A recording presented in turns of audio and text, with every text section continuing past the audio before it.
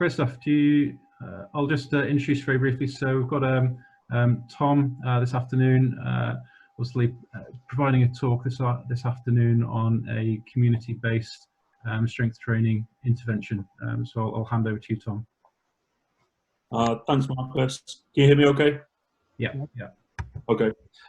So it almost seems a bit overselling the headline right now in terms of strength training in particular. So I'm just going to introduce why strength training is particularly important for as we get older, and then introduce to the Strength4Life project. For those that don't know me, I'm a physiologist and sit in the physical activity, wellness and public health research group.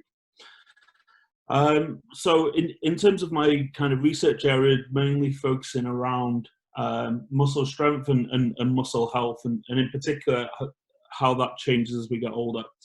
And we have this term called sarcopenia, and why this is important is that we know that there's an aging population in the UK currently, and this term sarcopenia describes this progressive loss of muscle mass or strength and our function as we get older.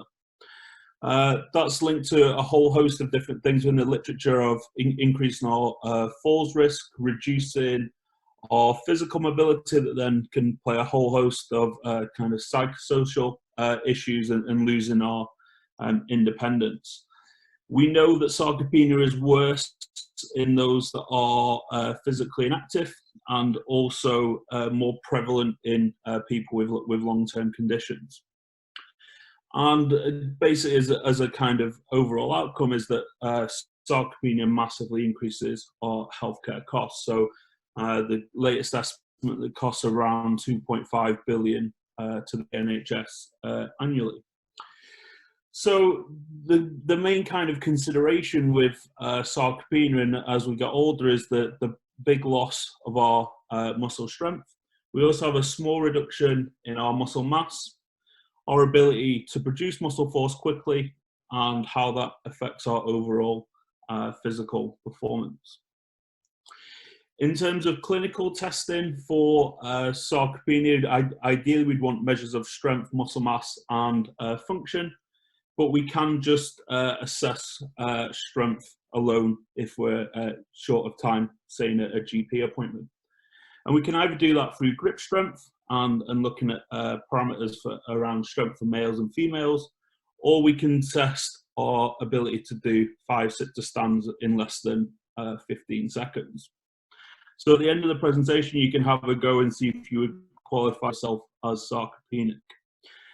Now, this is really interesting if we look at the prevalence of sarcopenia. So we know that in individuals in their 60s to 69, roughly around kind of 10 to 20% of the population will have clinically low muscle mass and muscle strength.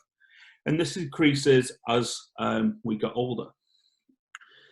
So if we were to plot along the kind of life course, we increase our muscle strength as we get older through our early life, peaking around the age of 30. We then have a maintenance of our muscle mass and strength into our kind of early 40s, and then we start to have a kind of drop off. And this is regardless whether we're physically active or not. But the more we can build our muscle mass up as we get older and slow this decline, then the better off we are in avoiding this disability threshold. And when we're talking to practitioners and clinicians, we talk about this idea of maximizing our strength bank account for our kind of pensionable age, and that should definitely be our way towards a population level. Now, probably more kind of pertinent to our kind of current situation is there's a number of reasons for losing strength as we get older. So we have this kind of chronic decline, tends to be through low physical activity, but then we can also get really big drop-offs in muscle mass and muscle strength quite acutely. So they could be through falls or fractures. We know there's a kind of high occurrence of hip and knee replacements in this age group, probably quite commonly at the moment, sitting at home, avoiding being outside or other surgery, leading to prolonged disuse or bed rest. And why this is particularly kind of pertinent this week is that if we lose 10% of our muscle mass, then we become actually increased risk of a whole host of just infections. Now, this isn't COVID-19 particularly, but other upper respiratory tract infections. And to put this into context, if we were in a disuse scenario, so if we're all sat at home this week, we can lose 3 to 4% of our muscle mass per week. If we put that into an ICU population, that's around kind of 10% per week. So quite a big drop off in our muscle mass fairly quickly. And you can see the kind of consequences of that as we go through. So if we're thinking about a hospital population really dished, then that kind of 10% is equivalent to 5 years of normal aging in a week. So this is why it becomes important to look at different aspects of interventions that we can take place, and particularly for my research is looking at exercise and strength training. And we know that strength training in particular offers the same beneficial effects as those observed in younger people, and even in the oldest old, so into our 80s and 90s. But to get the most effective program, we need to try and target the specific adaptations that we're looking for. And we can do that through increased or loading or the progressions of different exercises. And I'm hoping this little video will show you. So this is Mikey in the Southbourne gym who wanted to look at ways to help improve carrying his grandkids. So looking at loading that, so the power bag weighs heavier than his grandkids, so making sure he's adequately strong enough to develop that. Now, the importance of strength training is not just about improving our kind of strength and functional performance. We also get a kind of carryover with our other symptoms. We see reductions in our body fat, and in particular the fat within our muscle. It's really good for a sirloin steak to have a lot of marbling through it, but not great for human muscle. We see reductions in inflammation, and that's really important in different inflammatory conditions. See improvements in glucose tolerance in diabetics, reductions in pain through osteoarthritic patients. And then quite interesting, we see a post-surgery recovery is much quicker, less complications from surgical interventions, and also lower therapy fatigue in cancer. So this brings me on to Strength4Life as a concept. So Strength4Life, we work as a multidisciplinary team, focusing on a research base and also the practical application of that. So you can see Dave Hember at the right-hand side of the screen. And then we have 2 physiotherapists, Chris and Kaz, that work with us. So we try and take the angle from an occupational therapy and physiotherapy background, and then apply our knowledge from the exercise science and S&C worlds to help develop the program. So trying to get the best from each profession through education and collaboration, and then also some positive conflict as well. So I just thought I'd give you some examples of some of the stuff that we do. So this is all in the Southbourne gym at the top of campus.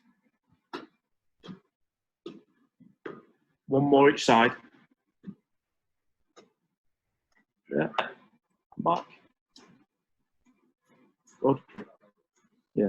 And you can also see the picture at the bottom left. We have students embedded within the classes, either as work-based students or as stick it on the box students as well. So we run the courses as 10-week courses. That helps us fit alongside the research projects for the undergraduate students. And currently we're just aiming them at community dwelling older adults. And we just put a tag of 55 plus on that. As I said, we embed the work placements and research projects within that. But we have a couple of different aims for the project. So some is looking at building confidence within strength training. A lot of the conversations we have with older people is they don't necessarily want to visit the gyms and use the strength training equipment. They don't feel that's an appropriate environment for them. They're not confident in using them. We want to have an overall aim of improving the physical function, but then also provide some education on key topics around getting older and how to deal with that in a relaxed, safe, group-based environment. Alongside that, we want to try and develop future practitioners and skill sets in those students, and also publish our research on strength training for older adults. And last part is actually implementing that research through the AWRC, the National Centre and NHS, to embed that. So I thought it'd be useful to show you a case study that we recently published in the Agile Physiotherapy magazine.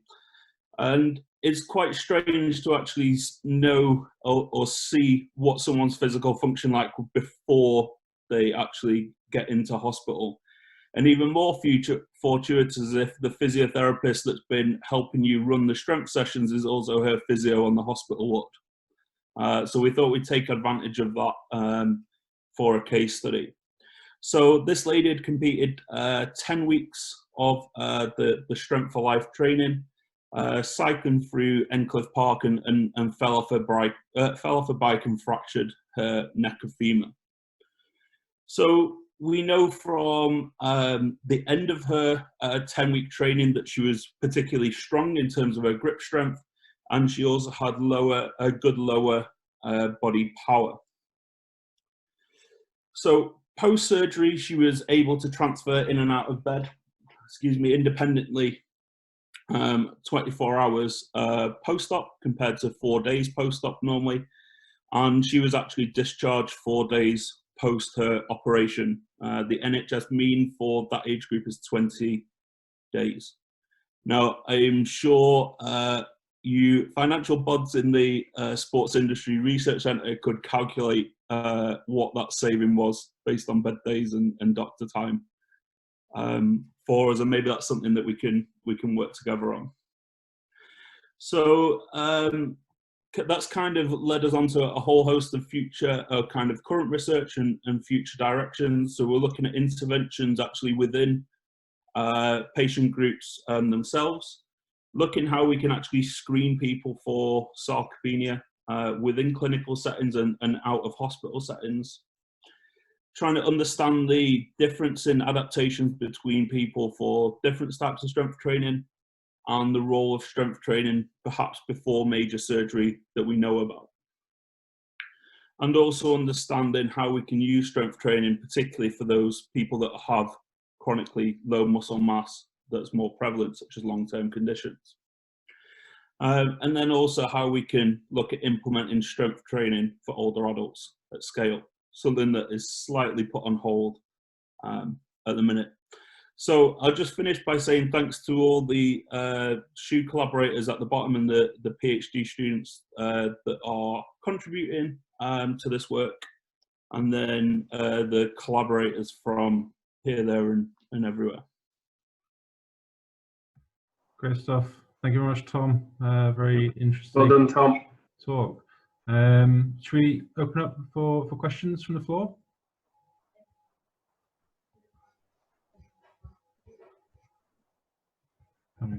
I'll go first then, if everyone's been shy remotely. Tom, really enjoyed that. Two really great presentations there. I think you hit the nail on the head for me in regards to the health economic benefit. You know, if we can start to look at the qualities, you know, the quality adjusted life years for those older patients, then you really start to build ammunition for commissioners. And that's where the real funding will come from. What are your thoughts in terms of linking in with that kind of analysis in the immediate future? I know you touched on it in your presentation. Yeah, that was pretty much my selfish role of wanting to do this presentation. So if anyone from the Sports Industry Research Centre wants to get in touch, we have all the physiological data from around 50 or so participants that have gone through the 10-week strength training program that we can tie into that straight away. Okay. Marcus, do you mind if I just follow up with one other question? Yeah, of course, go for Is that it. all right? The key area that we're trying to do more and more work in, Tom, is with alleviating or holding back cognitive decline. Clearly, we have an older, aging workforce and an aging population more generally. What are your thoughts in terms of measuring that, and how might you measure the cognitive decline in terms of particularly the strength and aerobic change? Yeah, so whenever, so we measured cognitive parameters during my PhD using a whole host of different, I suppose it's like iPad games now for like short-term memory, longer-term memory, and puzzle solving. That was linked with the University of Cambridge. Oh, yeah, it is University of Cambridge. So there's quite a lot of evidence suggesting, especially around strength training using muscle, there's factors released from the muscle itself during that play a role within the brain and neuroplasticity. Something that one of the PhD students, Nick, is looking at in particular in stroke patients. So hopefully we can kind of tie that in. Great, thank you. Thanks, Tom. Hey Tom, I've got just a query, question in relation to, do you think it's any possibility to run interventions in the home, or do you think that would limit the social interaction and therefore the additional benefits that they might get? Yeah, there's quite a lot of studies that have shown the benefits of home-based intervention. I think quite a lot, especially from the kind of qualitative anecdotal feedback from the older adults that we work with, is they like that group environment. The social interaction definitely helps with the adherence, and they come along together. Quite strangely for an older adult group, I wasn't expecting it, they'd set up a WhatsApp group to communicate to each other who was going and kind of G each other on. And also they would stay for afterwards and just chat amongst themselves. Yeah. So I think, especially in terms of adherence, that social group-based is really important. I mean, so is it like the long-term sort of wish that the NHS would fund this? I mean, where would the, in order to provide practitioners to run activities, almost like GP referral schemes, isn't it? Yeah. In the long term.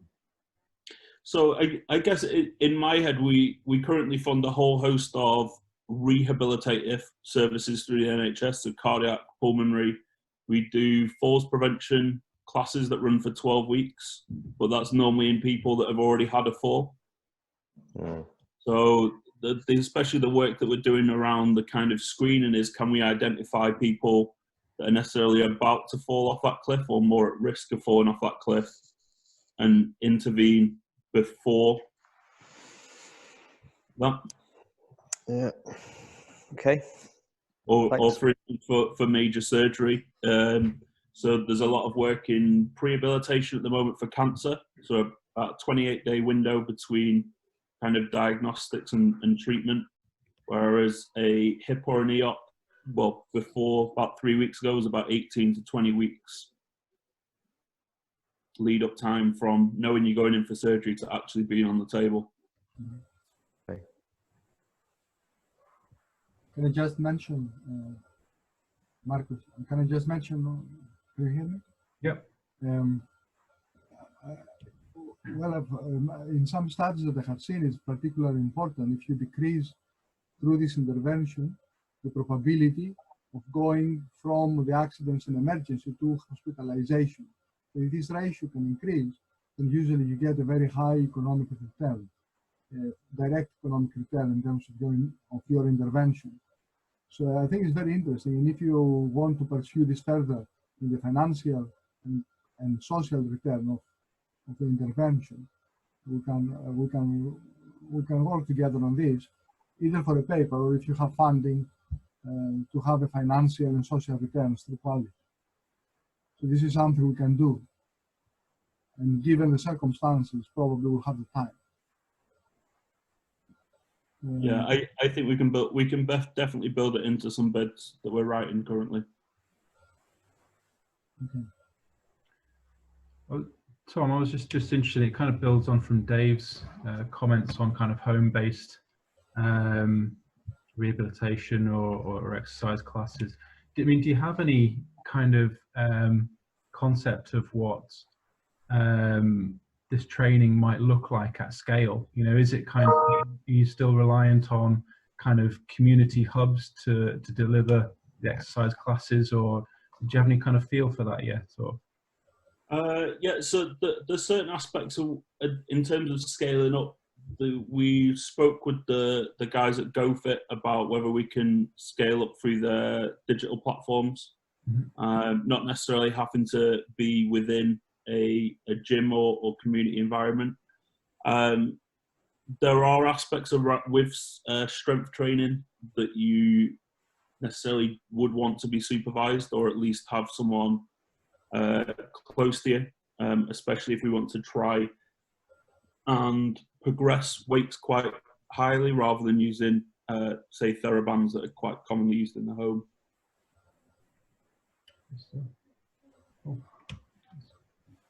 Do we have any other questions? I think I've got I can see a hand being raised here.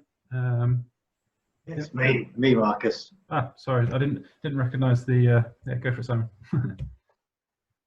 I just wanted to say, Tom, that we're on the same page here.